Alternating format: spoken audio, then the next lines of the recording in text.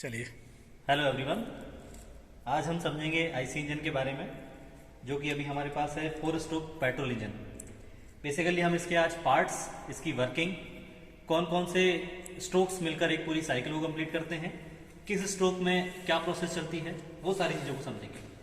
सबसे पहले हम पार्ट्स के बारे में देखें तो बेसिक 4 स्ट्रोक पेट्रोल इंजन में जो मेन पार्ट्स हैं उनके बारे में देख लेते हैं। पहले सबसे पहले जो होता है, जो हम इंजन का पूरा केस होता है, जिसे हम कहते हैं क्रैंक केस, ये वाला जो पूरा पार्ट है वो क्रैंक केस कहलाता है। इस क्रैंक केस में जो सारी इंजन की बेरिंग्स हैं, कनेक्टिंग रॉड्स हैं, इन सारी पार्ट्स को सपोर्ट दिया जाता है। बेसिकली इसके बाद हम देखें, ये होती है कनेक्टिंग रॉड, यहाँ पर है इसका पिस्टन, ठीक है। पिस्टन के बाद ऊपर और आगे जाएं तो यहाँ होता है एक इनलेट वाल्व, ये होता है एग्जॉस्ट वाल्व, और इन्हीं दोनों के साथ यहाँ पर लगा होता है एक स्पार्क प्लग, ठीक है। अब बेसिकली मैं इसकी वर्किंग की बात करूं तो इसकी वर्किंग में यदि मैं स्टार्ट करूं तो बेसिकली 4 स्ट्रोक पे हमारा आईसी इंजन वर्क करता है। वो स्ट्रोक होते हैं, सबसे पहला स्ट्रोक होता है सक्शन, दूसरा होता है कंप्रेशन, तीसरा होता है एक्सपांशन या जिसे हम पावर स्ट्रोक भी कहते हैं, और चौथा होता है एग्जॉस्ट। पहला स्ट्रोक की बात करें तो पहले स्ट्रोक में हमारा, यदि मैं इसको इंजन को इनिशियल पोजीशन में लाऊं तो पहला स्ट्रोक में हमारा होता है जब हमारा पिस्टन जो है टॉप मोस्ट पोजीशन होती है, जिसे हम टीडीसी कहते हैं, टॉप डेड सेंटर, उस टॉप डेड सेंटर से नीचे साइड मूव करता है। और जब ये पिस्टन नीचे साइड मूव कर रहा होता है, सेम टाइम हमारा इनलेट वाल्व ओपन होता है और इधर से इस पॉइंट से हमारी फ्यूल और एयर का मिक्सचर इस सिलेंडर के अंदर इनलेट होता है, ठीक है। ये जब पिस्टन हमारा टॉप मोस्ट पोजीशन से लास्ट पोजीशन पे पहुंच जाता है, जिसे हम बॉटम डेड सेंटर या शॉर्ट में बीडीसी कहते हैं, इस पूरी प्रोसेस को हम कहते हैं हमारा सक्शन स्ट्रोक।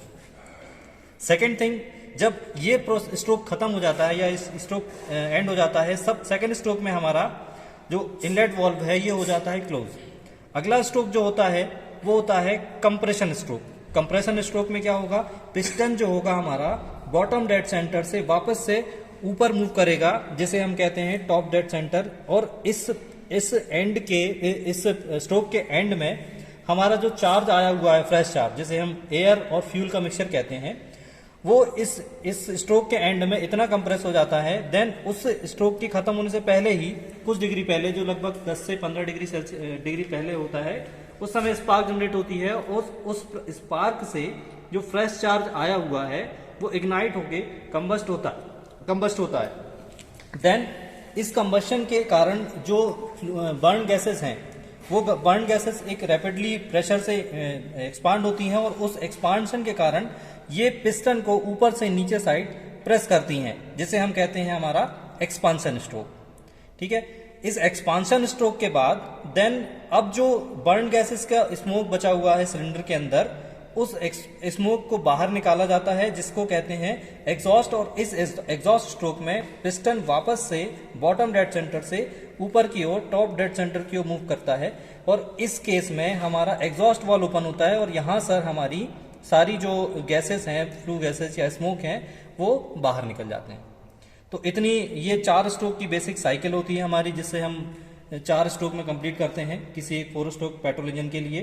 इसका एक बेसिक कटआउट मॉडल भी हमारे पास है। कटआउट मॉडल में बेसिक ये कंपोनेंट आपको दिख रहे होंगे। ये पिस्टन है, ये अंदर सिलेंडर होता है जिसके अंदर पिस्टन हमारा स्लाइड करता है। ऊपर की जो असेंबली है ये वॉल्व असेंबली होती है, जहां पर इनलेट और एग्जॉस्ट वॉल्व होते हैं। पर्टिकुलरली हर एक सिलेंडर में एक इनलेट और एक आउटलेट वॉल्व होता है, जिससे फ्यूल अंदर आता है इनलेट वाल्व से, और एग्जॉस्ट वाल्व से जो बर्न गैसेस हैं वो बाहर निकल जाती हैं। बेसिकली अब यहाँ पर थोड़ा सा हम देखें तो जो हमारे वाल्व हैं उनकी टाइमिंग जो मेंटेन होती है हमारी क्रैंक शाफ्ट के रोटेशन के थ्रू मेंटेन होती है, और ये जो होता है एक बेल्ट ड्राइव से मेंटेन की जाती है।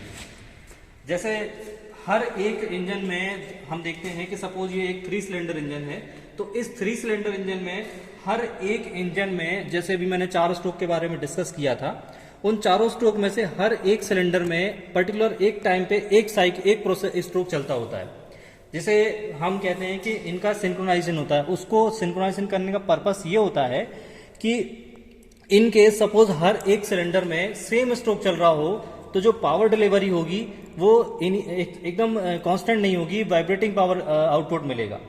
इस वजह से इनको इस तरह से सेट किया जाता है या इस तरह से इनकी टाइमिंग सेट की जाती है कि पर्टिकुलर हर एक सिलेंडर में एक पर्टिकुलर टाइम पर ही एक्सपांशन या एग्जॉस्ट जो प्रॉपर हो जाए। तो बेसिकली इन 4 स्ट्रोक पे हमारा 4 स्ट्रोक पेट्रोल इंजन वर्क करता है। आई होप आपको सभी चीज़ें क्लियर हुई होंगी। Thanks for watching.